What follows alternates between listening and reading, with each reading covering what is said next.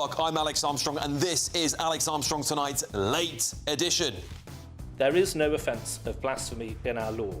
The right to freedom of expression, if it is a right worth having, must include the right to express views that offend, shock, or disturb. Yes, a bombshell story tonight. Criticism of Islam is protected under the Equalities Law rules, a judge. Will this make it harder for the government to push through an Islamophobia or Islam hate definition? And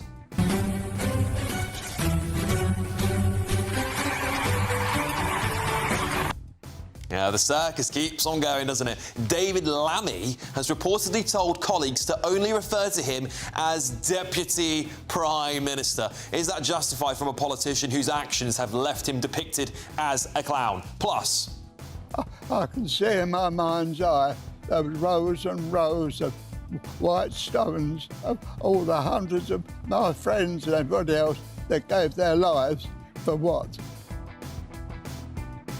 it's Remembrance Sunday tomorrow. We remember the service and sacrifice of our armed forces. But was this the Britain they lost their lives for? We'll be digging into that. Plus, as Princess Kate, Prince George and King Charles attend the Royal Albert Hall's Festival of Remembrance, why is Prince William not back in time from COP30 to attend such an important event? And we're going to walk down to the Capitol, and I'll be there with you, and we fight. Yes, I'll be telling you why former Prime Minister Boris Johnson has hit out at veteran presenter Nick Robinson over his BBC defence. And joining me this evening, journalist and broadcaster Suzanne Evans, former Labour advisor Paul Richards, and GB News contributor and comedian Leo Kearse. But first, let's get your news with Bethany Elsey.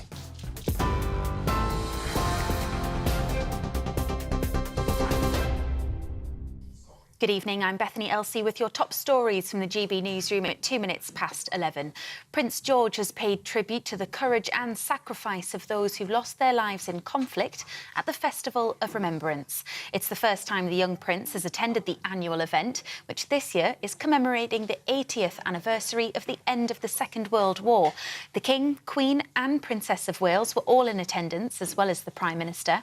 It saw performances by Sir Rod Stewart and the bands of the RAF and Royal Marines. The UK could be set for a tougher Denmark-style immigration system as the Home Secretary is expected to announce a huge shake-up. The Danish system is seen as one of the toughest in Europe.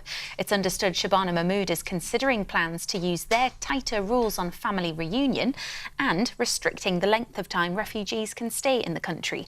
It comes as GB News can reveal that 1,800 migrants have crossed the English Channel on small boats since Thursday, taking this year's total so far to 38,700. US airlines have been forced to cancel hundreds more flights across the country today amid the ongoing government shutdown.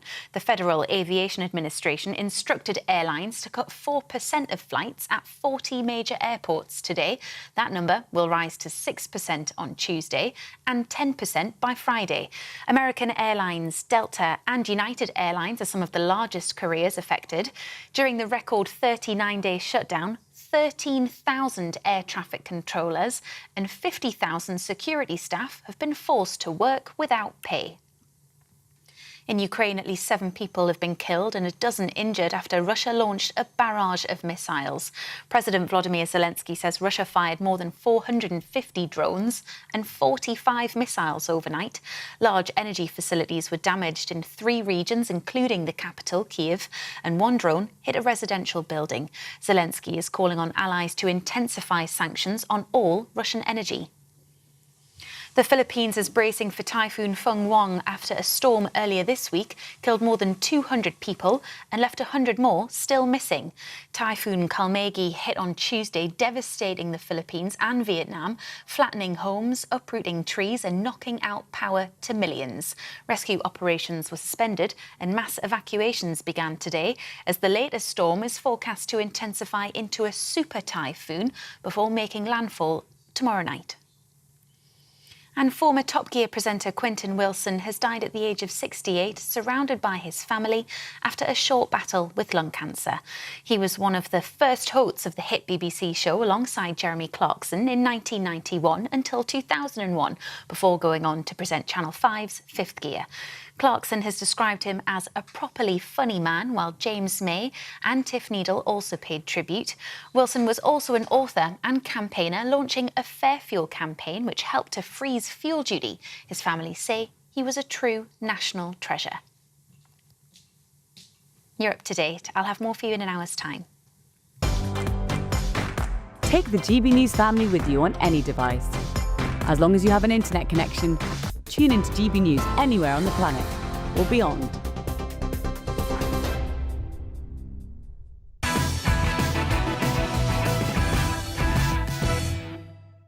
Welcome back, everybody. Well, this is going to be an interesting show because we'll go through your front pages first, and I want to talk about this Islamophobia case. Really, really interesting. Let's run through your headlines first. The Telegraph. BBC to say sorry for doctored Trump speech. The Mail. Boris's blast at arrogant Nick Robinson for claiming bias route is an anti-BBC plot. The Sunday Times. BBC's apology for doctoring Trump speech. The Independent. Nursing watchdog chief admits errors. The Express. Victory for our heroes. The Mirror. Medals for nuke test heroes. And The Sun. Davina, Lorraine saved me. OK, well, I've got my fantastic panel here tonight. Journalist and broadcaster Suzanne Evans, former Labour advisor Paul Richards, and GB News contributor and comedian Leo Kearse. Now, let's go straight to the front page of The Telegraph, because they're reporting this evening, right to criticise Islam is protected under British law, a judge rules. Now, I'm going to read you a bit of an excerpt here from the Telegraph itself, and here is what they say. The view that Islam is problematic and should be criticised is a protected belief under equalities law, a judge has ruled. Patrick Lee, 61, was found guilty of misconduct by the Institute of Faculty of Actuaries last April over posts on X, formerly Twitter. Well, after a 4-year disciplinary process, he was banned from the professional body and ordered to pay nearly 23 grand in costs.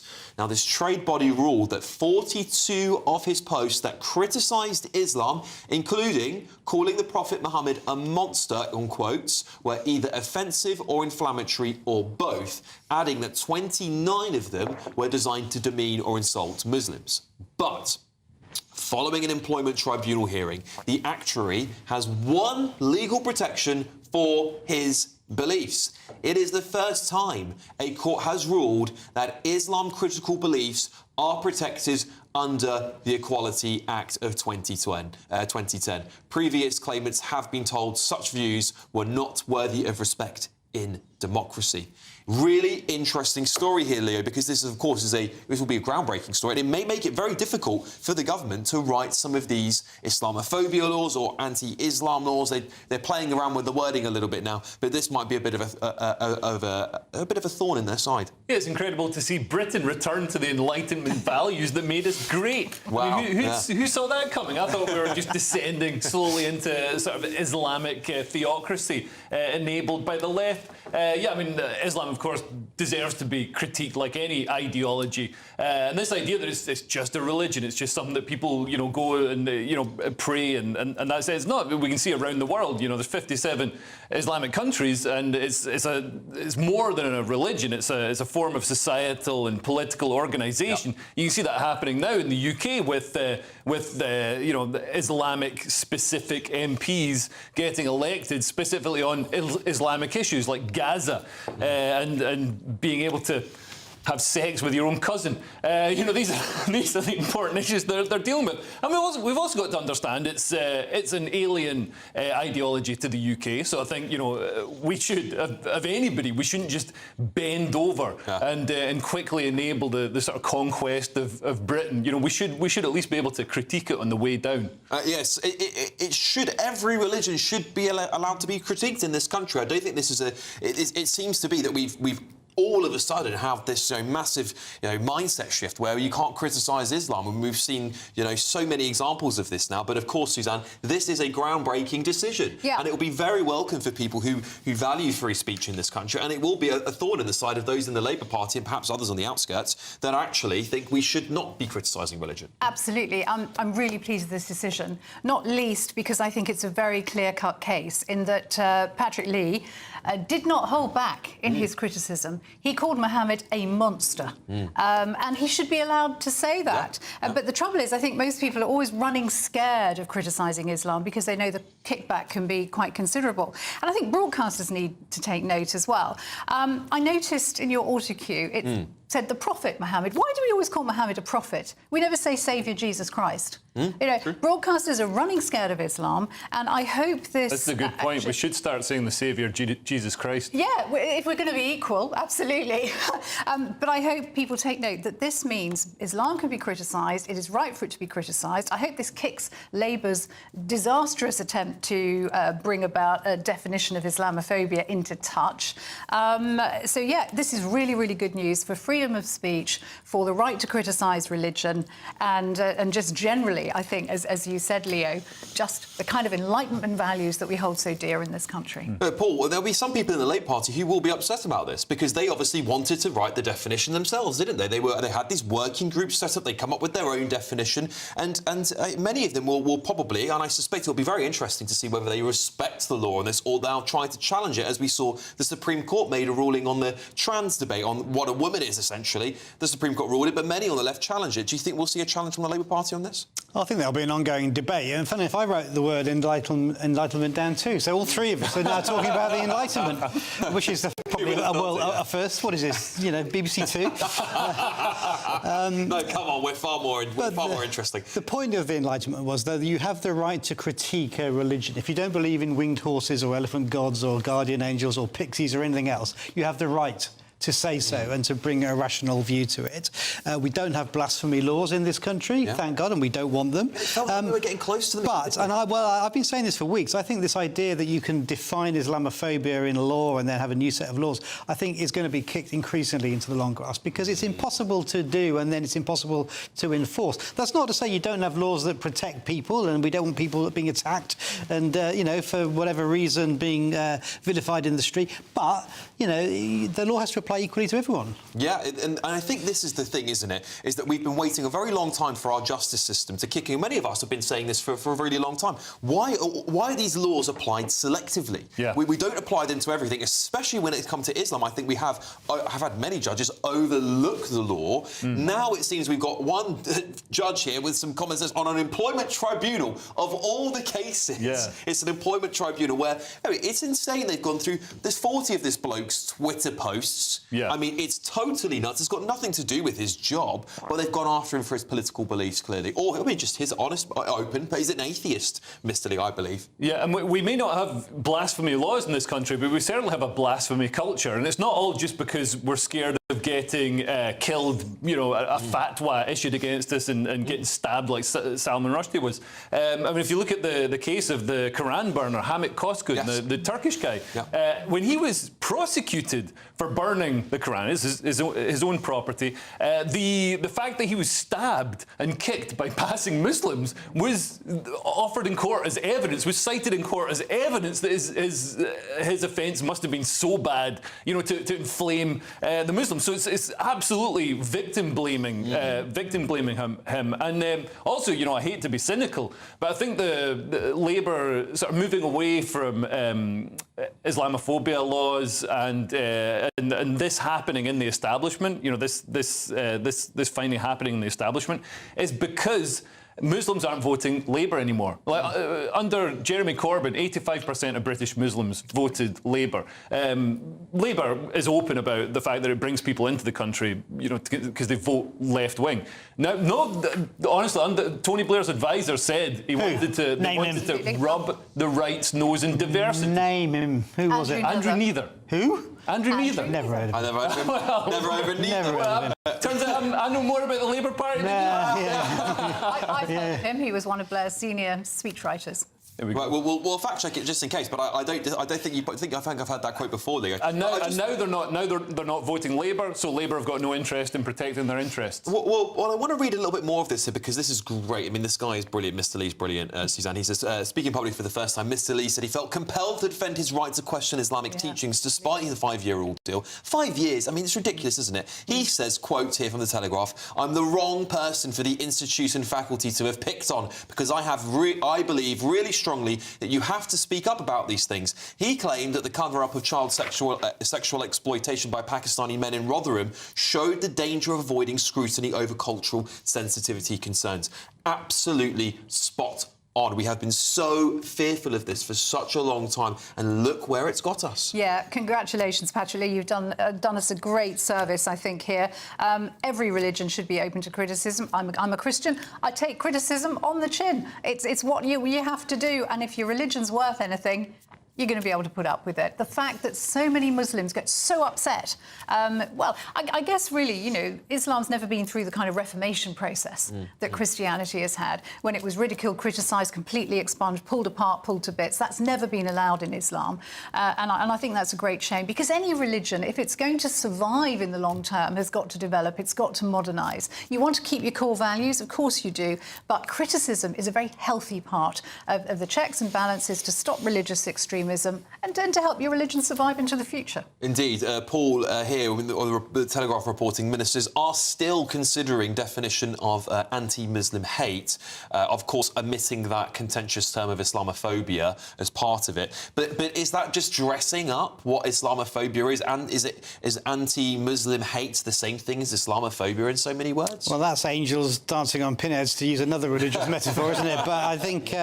you can construct a system of law that protects minorities, that makes us all feel safe, but doesn't impinge on freedom of speech, and that's a perfectly reasonable thing to do. That's why I think this whole thing is going to be, the can is getting kicked further down the road, because it's impossible to bring in laws on Islamophobia in that sense. Yeah, I certainly agree with that. Leo, I think at the end of the day, freedom of speech is something that we've valued for a very long time. We talk about that veteran with that he was on Good Morning Britain the other day, where he was questioned about why he believes Britain is worse off. Yeah. And I think freedom of speech is a crucial part of what they fought for and died for. And it has been under attack for a really long time. Lawfare is being used against people constantly for just making a mistake or saying something they believe in.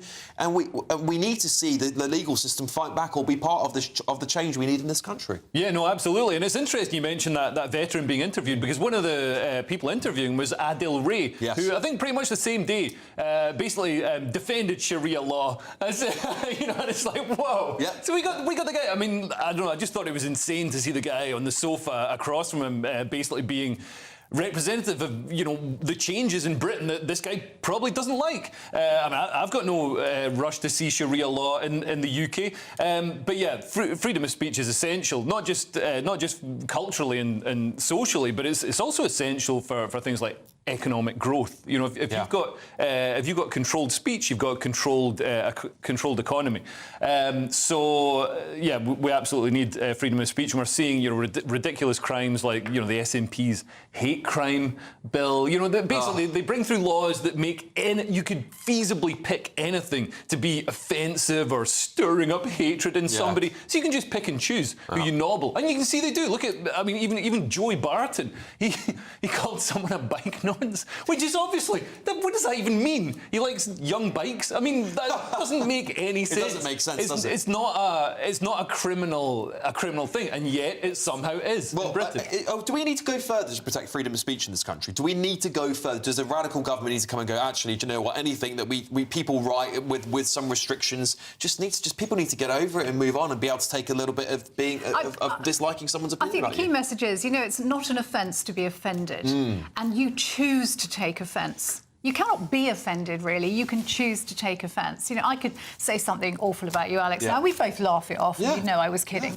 I think that's the main message, really. We need to man up a bit, or woman up, maybe. But just people need to be, that term snowflake. Yeah. I think if you're offended because somebody attacks the founder of your religion who's long dead, I think you need to think very carefully and seriously about exactly what you're offended about and why. And maybe you should think again, mate.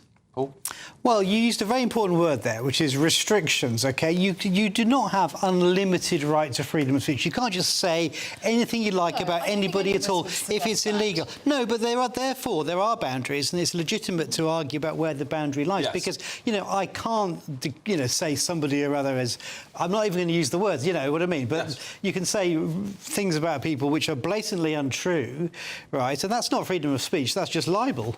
Well, yeah, so we have to have laws, don't we? I'm not saying there shouldn't be laws, but I think we need to look at like incitement to violence. I don't believe Lucy Connolly ever should have been locked up for what she said on X. Of course, the legal system disagrees with me massively on that one, but we should have it more like America, where I think actually, there needs to be an action as a result, or therefore something happening as a result for you to be accused of inciting violence. But there we go. Anyway, coming up though, pressure is mounting on the BBC with the White House at war with the public broadcaster. They're going to say sorry, everyone. They're going to say sorry. Anyway, this is Alex Armstrong's Tonight Late Edition. That's next.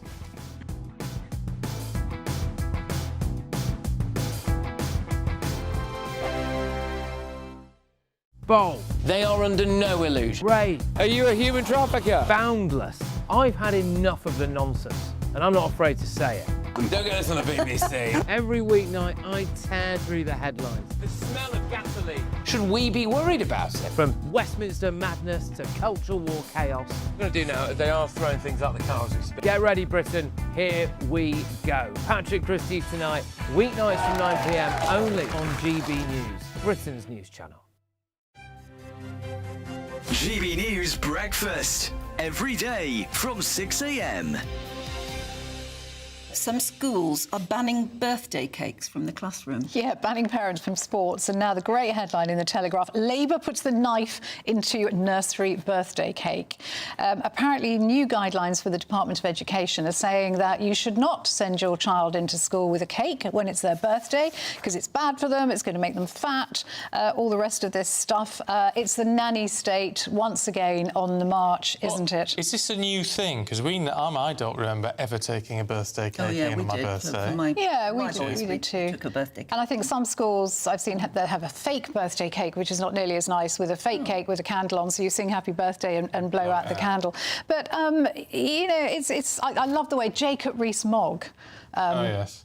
European GB News presenter has waded into this row saying, well, my children's nanny sends little cakes into school for all the children. Absolutely. He said the nanny sends them nanny sends them in. Only socialists socialists know what is acceptable and what isn't. He says only socialists want to stop such innocent pleasures. And I think there's a real point about that. One school, actually, Broxburn Primary in Harrow, is saying, don't send your child in with a cake. Donate a book to the school library instead. I mean, that is just not a good substitute, is it? Cakes? No, my kids are 1 and 3, so they're not quite at that age yet. But it'll happen. It does it. But it should, because there is. It doesn't have to be a big splodgy cake. It can just be something. But even if it's a bit of a treat, there's no way the calories of school birthday cake are the calories making people fat. No. So we should focus on the big issues rather than ruining this fun. Well, yeah, I mean, I'm not a killjoy. I think kids should have a bit of fun. I just didn't know it was a thing. Yeah, it's all changed since my day. I think maybe it's the teachers who don't like the sugar rush the kids get afterwards, and they can't keep control in the classroom. GB News, the People's Channel. From the school run to the home run, watch a new show for all of Britain. He can say whatever he wants. A straight-talking show where all voices are heard. And, when are we going to stop talking about smashing the gangs and actually do it? With the stories that matter from every part of our country. There's a bit of a crash landing there for your Chancellor. Bold, fearless and standing up for you. That's me, Martin Daubney, 3 p.m. till 6 p.m, weekdays, here only on GB News. The People's Channel, Britain's news channel.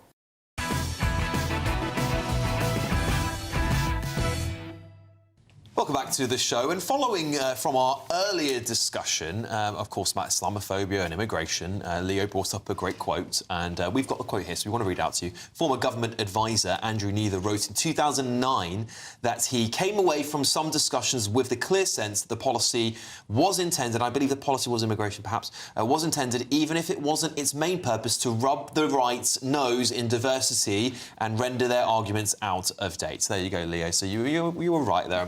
Well, he's wrong then, isn't he? I mean, what a stupid opinion. Well, there you go. Paul thinks he's wrong. There you go. What an idiot. Yeah. The Labour advisor who was in the meetings and discussing the policies is wrong. Well, one guy's opinion. What an idiot. OK, well, there we go. It rings true, though, doesn't it? No. Sorry, it does. It does, Paul. Yeah, well, we can talk more about this. Don't worry, we've got loads of time left on the show tonight to get into that one. But Donald Trump's White House has accused the BBC of purposeful dishonesty, and former Prime Minister Boris Johnson has since called on the BBC's boss to resign. Well, veteran presenter Nick Robinson has responded on X. He says this: hands up all those who think Boris Johnson is well placed to lecture anyone else on upholding standards and admitting mistakes. As I said this morning on BBC Radio 4 Today, it's clear that there is a genuine concern about editorial standards and mistakes. There is also a political campaign by people who want to destroy the organisation. Both things are happening at the same time. Well, joining me down the line to answer all of our questions on this now is Associate Editor at The Telegraph, Gordon Rayner. Gordon, thank you so much for joining me. I believe you're all the way in California, aren't you? I hope that's right. You're somewhere a bit more exotic than London at the moment. Gordon. I am.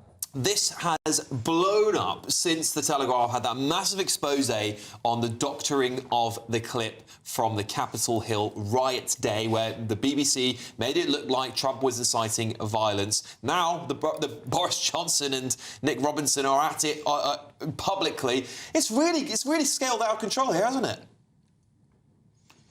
Well, to be honest, I'm surprised it's taken quite as long as it has to get to where we're at the moment. I had partly expected Donald Trump to say something quite quickly after we revealed how Panorama had doctored his speech.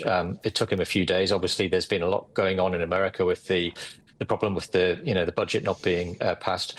But I think that when you read what Nick Robinson said in that tweet, it's interesting, isn't it? Because he's made a comparison between what the BBC is doing and Partygate, and I've thought about this quite a lot this week. They are very comparable, and they're comparable because the reason that Partygate happened was not necessarily because Boris Johnson was attending lots of parties, but he had created a culture where people thought they would be able to get away with that because they thought Boris won't mind, and so they were doing things they shouldn't have done.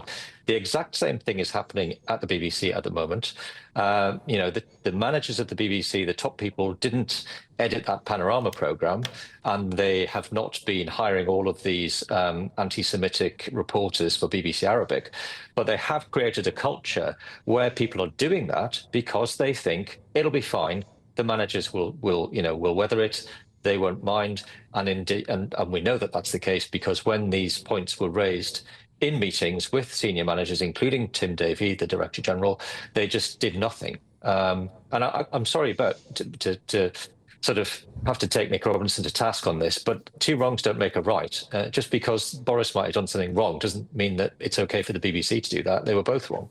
I completely agree with you there, Gordon, and I think the difficulty is that the Nick Robinson goes on to say, rather than just saying, yes, there's lots of mistakes and we need to change, he's basically saying, oh, there's a campaign to destroy us. Well, earlier on this show, I was reading out a litany of errors from BBC Verify of all the places. The place where the BBC have these adverts out saying you should trust us, trust is earned. Well, unfortunately, I don't think you've earned much trust here because you've got so many errors. I mean, even I was mocking BBC Verify for it. I mean, this is the problem, isn't it, Gordon? It's not a campaign to destroy the BBC. British people have traditionally loved the BBC. However, they do need to be held accountable when they're wrong, and particularly when we're paying basically a tax for them to survive. Yeah, you're absolutely right, Alex. I personally do not want to destroy the BBC, right? Nor does the Telegraph. As you say, the BBC is something which British people have always cherished, really. It's always been one of the jewels in our crown of culture. And certainly when I was growing up, the BBC was something that you spent a lot of time with. And I was always quite proud of the fact that people in foreign countries always used to say, oh, you've got the best TV in the world in Britain. They were always very jealous of the BBC. And the World Service in particular has always performed an incredibly important role by, well, what it's meant to do is to show British values to foreign audiences. It's supposed to provide impartial news in countries where they can't get it from anywhere else. And it's been an incredibly important part of the soft power that Britain has abroad. And the problem is that the people who are in charge of the BBC at the moment are destroying all of that, all of those good things, by allowing this culture of bias, of people bringing their agendas to work with them, putting them on screen, refusing to brook any dissent. And if they don't stop that in its tracks, then the BBC, as I wrote in the Telegraph, is going to destroy itself from within, and that would be a very sad state of affairs. The problem is, Gordon, is that many people look at the reprimanding that I forget her name. Forgive me, Croxall has had over her comments just saying women. Martin, thank you very much, Martin Croxall, who's had been reprimanded for just expressing the word woman. But of course, on top of that, we're seeing, of course, the BBC can't even get their facts right now. Now we're hearing they're going to make an apology, Gordon. They're going to be making an apology. On Monday? Is that enough? No. So I can't believe it's taken them a week to decide that they need to make an apology for a start. It seems to me quite cynical, really, that what's happened here is that the BBC management have seen that we've reported it. They've waited to see how the story gets picked up. It's obviously gathered an awful lot of pace. Donald Trump's now got involved in it. It's been reported very widely now. And rather than seeing that there was something wrong and apologising because there was something wrong, they're only apologising because they now think, oh, we can't get away with this any longer. Everyone knows about it. We're going to have to do something. But I'm afraid that just apologising is not really enough because two reasons. One, the reason that we discussed earlier, where we were talking about the culture that has been allowed to that's created this atmosphere where this sort of thing is happening. That's a problem. And also, Tim Davie and Samir Shah, the chairman of the BBC, they haven't just found out about this. They've known about this for months and months. And they did nothing. They sat in meetings where this was brought up, where people identified it as a problem, and they said nothing. They did nothing about it. So just apologising months later and pretending that that's going to suffice, I'm afraid it doesn't really wash. I think unless there is a change, I'm afraid probably a change of management at the top of the organisation, then that culture that we're talking about is not going to change. And so an apology is going to make no difference at all. Gordon, very briefly, do you think Tim Davie needs to resign? Look, I've thought about this a lot. He's been there quite a long time now.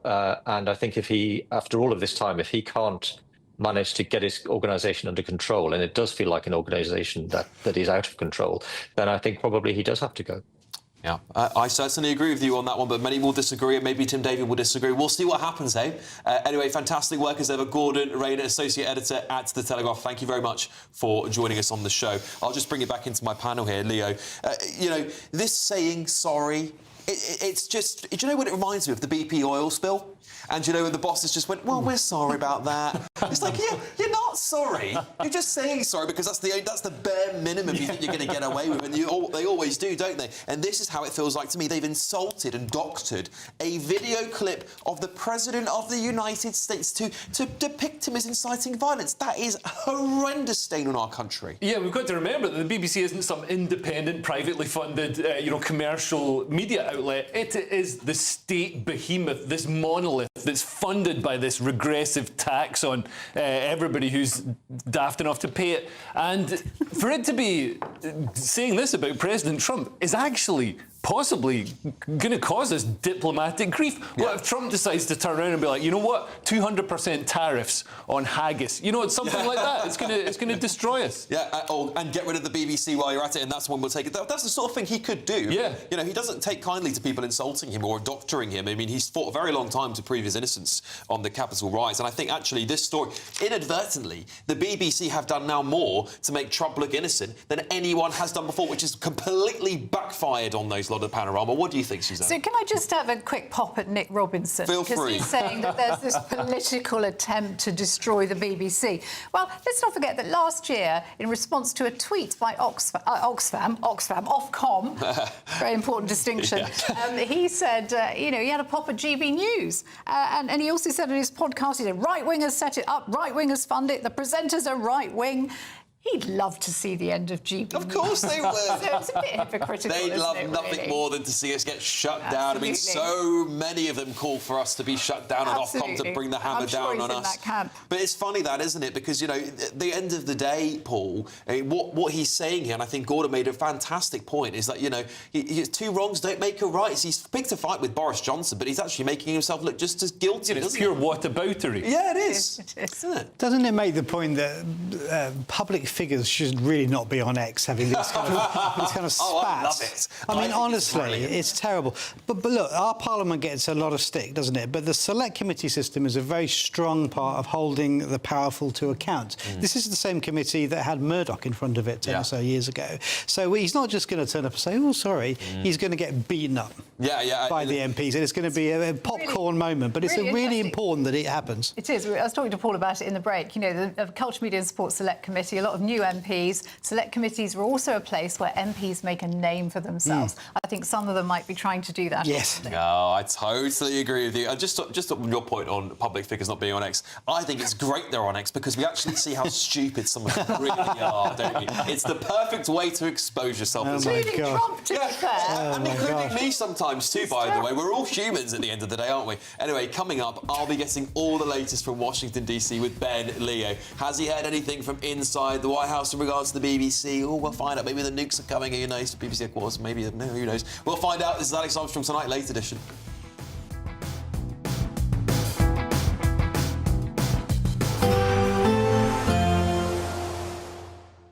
Can't wait to get in that sea. Lovely and warm. Just like the feeling of having great travel insurance. All Clear Travel Insurance sponsors GB News travel destinations forecast. Heavy thundery rain is heading towards parts of Spain and Portugal as we go into next week. But before that, the heavy thundery downpours across the Balearics through today, now heading eastwards across into parts of the central Med and going to affect Italy as we go through tomorrow. Could cause some impacts. Further west, turning drier, albeit across western parts of Portugal and Spain. A front is going to be moving in, and this could bring some downpours as we go through next week. Otherwise, a lot of dry weather for many. All Clear Travel Insurance sponsors GB News travel destinations forecast.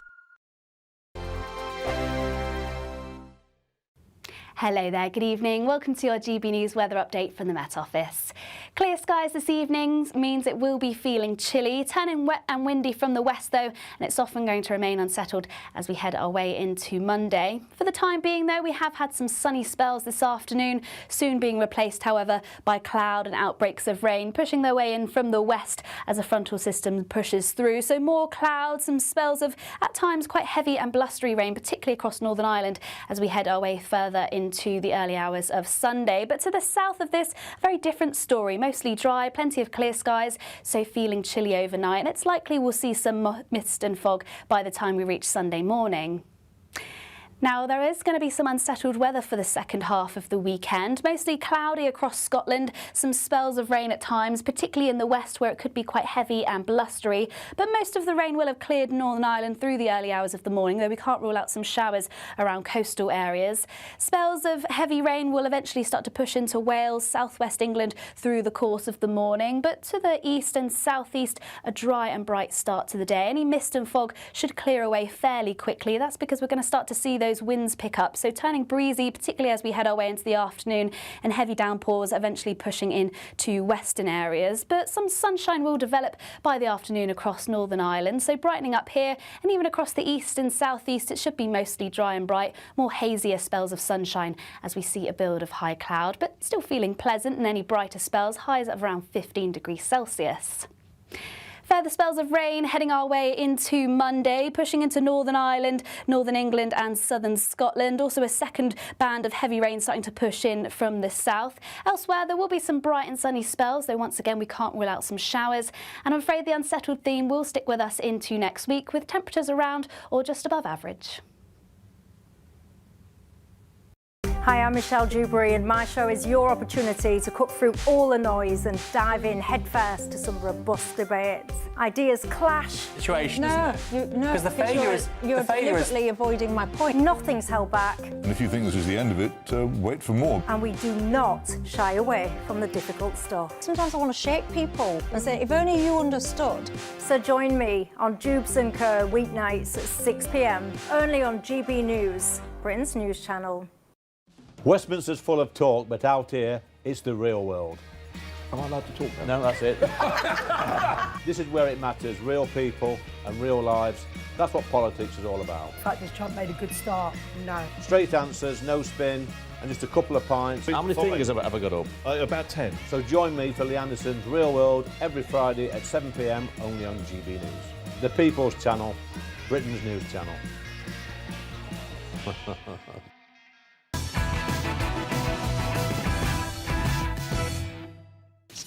Welcome back to the show, everybody. And joining me now, ahead of the Late Show Live at Midnight, is GB News' very own Ben Leo. Ben, what's coming up tonight? Have you heard anything from the White House? Have you heard anything from Donald Trump about this BBC scandal, mate?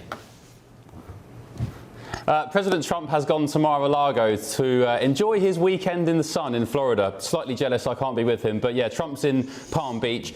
There was an interesting conversation last night on my show, Alex. We had Rob Crilly from the Daily Telegraph who broke this story last night about the White House slamming the BBC, going studs up with that epic statement. I asked Rob yesterday, I said, have you seen the BBC reporters in and around the White House in the past couple of days?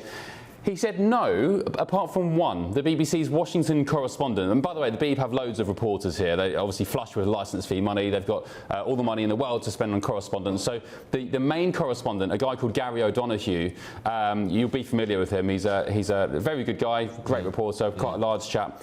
Anyway, he was spotted, Rob said he was spotted, interestingly and quite mysteriously, because he's not often there, in the White House yesterday, shortly before this story broke. So now we're hearing today that the BBC would apologise for the Trump video on Monday. And I just wonder, it's kind of the word on the street here in DC. Did the White House summon the BBC, particularly Gary O'Donoghue, who was spotted in the White House yesterday, to the Oval Office for addressing down? Look, it's just a question at the moment. I can't confirm or deny it, but the timing seems very interesting. With regards to the BBC today, my other question is, A, will President Trump sue the BBC? Because he's got form with broadcasters. I don't know if you remember, Alex, he sued ABC News and CBS News this side of the pond for, one was a defamation case, and the other was the Kamala Harris 60 Minutes interview, which, again, that broadcaster spliced an interview to make Kamala Harris not seem so incompetent and incoherent. Tried to give her a bit of a kick up the backside and looked like she was, made sense. So he's got two successful cases under his belt. He's won millions of dollars in settlement compensation for that. I just wonder whether he'll now sue the BBC. And the other big question, Alex, is the BBC's response to all this. They're apologising, yes, a week later after the fact. But the BBC, particularly Tim Davie and the chairman, Dr. Shah, Samir Shah, I think his name is, they knew about this Panorama situation 6 months ago.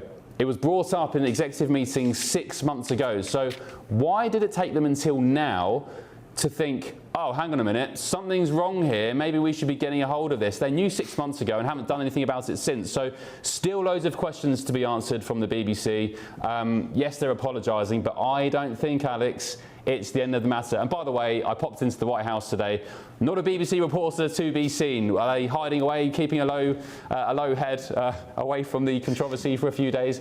Maybe, but yeah, we'll be getting stuck into that tonight. Well, I'm glad that you're there, because we do need some honest journalism coming out, and also knowing that the Americans know that they have someone they can rely on, and we will, of course, always tell it as it is, Ben. What else have you got coming up on your show?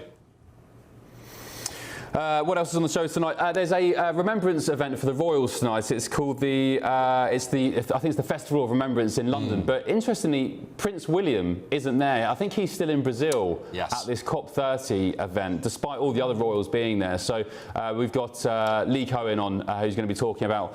Again, there's questions. I don't buy into this assessment, but there's questions whether Prince William is a little bit lazy, maybe a little bit lackluster. Should he really be still at COP30 in Brazil at a time when such an important event is happening tomorrow. Remembrance Sunday, of course, special programming going on GB News in the UK. I'll be down at a US event here in Washington, DC as well. I think Prince William should be there tonight and, of course, at events tomorrow, but he's not, Alex. So I don't know what you think of that.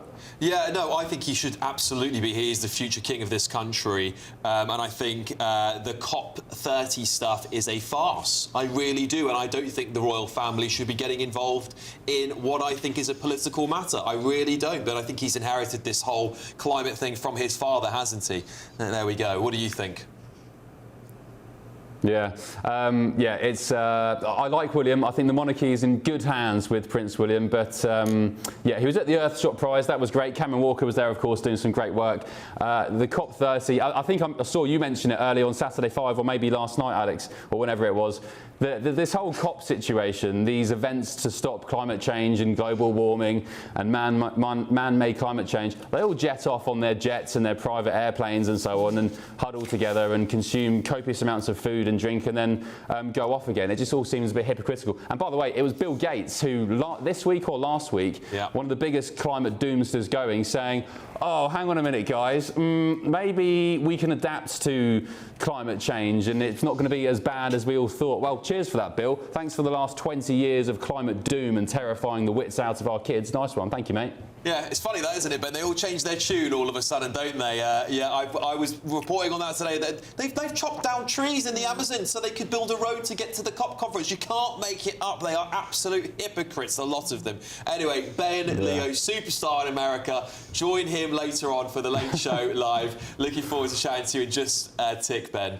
But, of course, tonight in a statement, the BBC spokesperson has said this. The BBC chairman will provide a full response to the Culture, Media and Sport Committee on Monday. A BBC spokesperson told GB News on Donald Trump's speech, while we don't comment on leaked documents, when the BBC receives feedback, it takes it seriously and considers it carefully. There we go.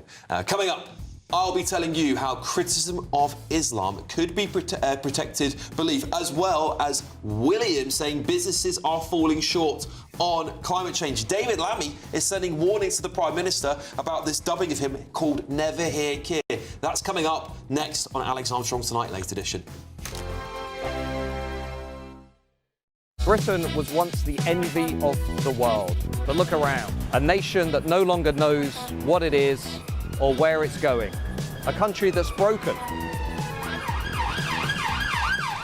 How do we fix Britain? How do we bring it back? Friday night with Matt Goodwin at 8 p.m. only on GB News. Exciting news. Every Friday, my Patrick Christie's Tonight Show is going to have a twist to it. We're welcoming some special guests. You.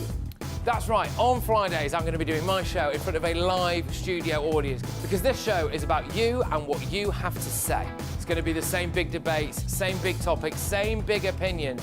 But every Friday night at 9 p.m, you are invited to come on down to Patrick Christie's Tonight to be a part of the action. Only on GB News, the People's Channel, Britain's news channel. Decisions made in Washington aren't just shaping America, they're shaping Britain too. From migration to global security, from crime to health. Whatever happens in the White House today will be felt in your town or city tomorrow. That's why The Late Show is live from Washington, DC. Cutting through the politics to show you what it all means for Britain. The Late Show live every night at midnight. Only on GB News, Britain's news channel. Join me, Nana Akweer, for an informative, interactive news programme with a difference. It's fun. No, he didn't say that, though. I'm so surprised. I think there's an element of truth to that. Join me from 3 p.m. every weekend, only on GB News, Britain's news channel. At GB News, we love to hear from you, our loyal community. So drop us a line at gbnews.com/yoursay. There you can talk to each other and also to the presenters live on air. gbnews.com/yoursay, because GB News is your channel, Britain's news channel. From the school run to the home run, watch a new show for all of Britain. So he can say whatever he wants. A straight-talking show where all voices are heard. And, you know, when are we going to stop talking about smashing the gangs and actually do it? With the stories that matter from every part of our country. There's a bit of a crash landing there for your Chancellor. Bold, fearless and standing up for you. That's me, Martin Daubney, 3 p.m. till 6 p.m, weekdays, here only on GB News. The People's Channel, Britain's news channel.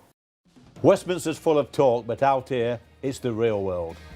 Am I allowed to talk No, now? that's it. This is where it matters, real people and real lives. That's what politics is all about. In fact, has Trump made a good start? No. Straight answers, no spin, and just a couple of pints. How many fingers have I got up? About 10. So join me for Lee Anderson's Real World every Friday at 7 p.m, only on GB News. The People's Channel, Britain's news channel.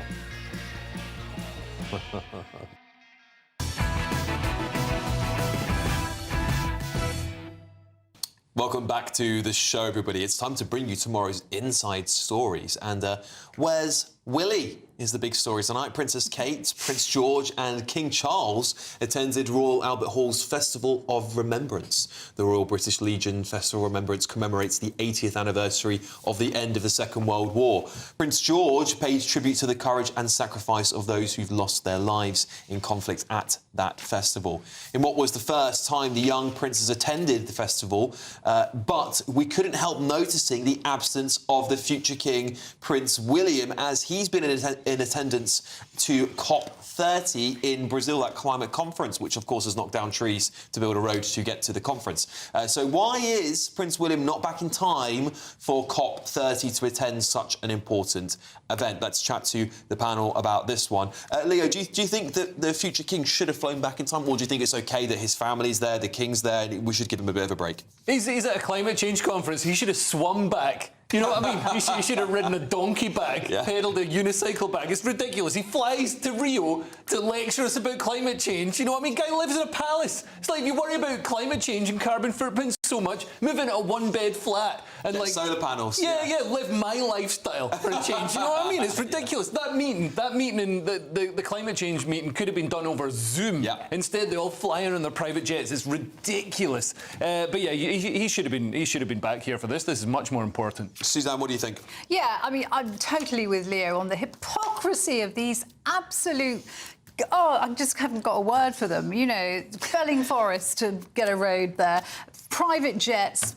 Goodness knows how much they're eating, drinking, squandering out there. It's a complete disgrace. I'm not too bothered, frankly, that he's not back for this, but I am bothered that our future king is totally hook, line and sinker drawn into this climate nonsense. And we've just had stories today about the NHS having spent £1.4 billion on net zero initiatives and hasn't altered its carbon footprint They've gone up at all. The carbon footprints have gone up on the NHS. That's the bonkers thing. Even worse than I thought. Net zero is a con. This climate catastrophe is a con, and I think it's a great shame that our future king has bought into it so thoroughly. Paul, just a very, very brief story here from the Times, following off the back of this story, of course. Royal sources said during his visit to Brazil, the Prince of Wales raised his concern about the lack of meaningful support from global businesses in tackling the climate crisis when he met with the Prime Minister and the Secretary of State for Energy Security and Net Zero. Well, he's not the king yet, and when he does become the king, hopefully in a long time in the future, he will not be able to get involved in any of these controversies. But as it is, he is able to, as his father did, of course, for all of those decades. And I'm going to cut him some slack here. I think when he is our king, he will have to be Remembrance Sunday every single year until the last year of his life, right? Agree. So for now, I think cut him some slack. OK, fair enough. Well, we're going to give you another inside story here because a new poll by Opinion Research has found that Reform UK's leader Nigel Farage has been voted the most trusted party leader to manage the economy. That's putting Farage on 34%, Kemi Badenoch on 29%. And, of course, bottom place there, Keir Starmer. Do you agree, Leo? Yeah, I mean, he's just announced a sort of some fiscal prudence that's, you know, obviously playing to the sort of more sensible voters and also playing to the bond markets. He doesn't want what happened to Liz Truss to happen to him. He doesn't want the establishment to have an excuse to get rid of him. Yeah, Suzanne? The establishment will try and get rid of him come what may. If Nigel Farage is ever Prime Minister, you will see what happened to Liz Truss. My goodness, it will be like what they they'll be on steroids what they do to Nigel Farage. I was actually really disappointed to hear his comments this week that he wouldn't cut taxes, because unless we cut taxes, the tax burden is so high now, unless we cut taxes, we won't get the international investment, we won't get the internal investment, the economy will not grow, the more taxes go up, the worse the economy will be. And I'm really disappointed to hear Nigel Farage almost go with the status quo, really. But he has to say that because where they are running places like Kent, they are putting taxes up because all the promises they made in opposition are now being broken in government. And this, if they do to the country what they're doing to Kent County, we'll be in all kinds of trouble. Well, I did speak to the leader of Kent County Council, and just to clarify, part of their argument is they are tied up in legal responsibilities on things like social. Well, why did they say? Why do they try and win votes by saying they cut taxes? It's certainly an argument. It's just politics, isn't it? But do you think same as the rest of them? On Nigel Farage's economy promises not to raise taxes, was he being prudent in saying that actually, you know, I can't commit to that until I start clearing out all the backlog of all these quangos? I mean, on day one, it would be impossible for me to lower taxes. Yeah, I know you can't do it on day one, but just to go to Kent, I think what's happened in Kent is you've had a whole new load of reform councillors have gone in with high ambitions and they've been shut down by the blob, the local council blob of the office. Well, hang on, they've been kicked out by their own side. They've been kicked out by their leader. Nothing the blobs has done. It's their own people. I think it's more important to actually slash public spending and free up those public sector workers. I mean, I call them workers. They don't do much working. Seat polishers. Free them up so they can go into the private sector and do the productive jobs. Then we won't need to import the Horn of Africa every year. Yeah, no, this is the thing, isn't it? We do need to start somewhere, and we really do need to cut the waste in this country. It is phenomenal. We talk about that 1.4 billion wasted on silly, stupid things when the NHS backlog has grown. And that's just the tip of the iceberg. It is. It's the tip of the iceberg. I just want to read this headline out to you. It's on the front page of the Sunday Times before we go, because David Lammy has warned the Prime Minister on his absences. David Lammy's privately urged the Prime Minister to rein in his overseas travel. He is the most travelled Prime Minister at this point in his premiership. We have to remember that. It is insane. The man is never here, is it? Anyway, look, that's all we've got time for tonight. I'll be back tomorrow at 9 o'clock with this bombshell information about this COP30 summit. But up next, it's the Late Show Live, hosted by the one and only superstar Ben Leo. Yes, good evening. Tonight on The Late Show Live. By the way, talking of David Lammy, did you see that piece today where he demanded that all other ministers and politicians refer to him only as Deputy Prime Minister? Anyway, I digress. Big news with regards to the BBC and President Trump, of course. We're going to be finding out whether the BBC reporters here in DC were hauled into the Oval Office and given a dressing down by the administration here. And also, Shabana Mahmood wants to pay migrants to go home. I say, don't let them in the first place. Distraction policy. See you in a sec. We could be delivering the perfect Christmas to you this year. There's £30,000 in tax-free cash to make 2026 the best year yet. A further £10,000 cash to spend on gifts for all the family. There's £1,000 to spend in your favourite supermarket. And a festively themed GB News goodie bag. And we'll get it all to you in time for the big day. For another chance to win, text WIN to 63225. One entry costs £2.50 plus one standard network rate message. Or text bonus to 63225. 5 entries cost £5 plus one standard network rate message. Go to gbnews.com/win. Entries start at £2.50. Call 0903 686 3232. Calls cost £2.50 plus your network access charge. Or post your name and number to GB17 PO Box 8690 Derby DE1 9TT. UK only. Entrance must be 18 or over. Lines close at 4 p.m. on the 28th of November. Please check the closing time if listening or watching on demand. Good luck. Westminster, the ultimate clique. And you're fighting like rats in a sack. But here on the Camilla Tominey Show, we ask the questions the establishment media is too scared to ask. OK, let me ask you a straight question, because I know you're a straight-talking politician. Whether it's net zero, illegal immigration or law and order, nothing is off limits. You had the power then. Yeah, as I and say, now you've lost it. That's the Camilla Tominey Show, a politics show that's fearless. But no, let me finish my question if you don't mind, because it is my show. Sundays at 9:30, only on GB News, the People's Channel, Britain's news channel.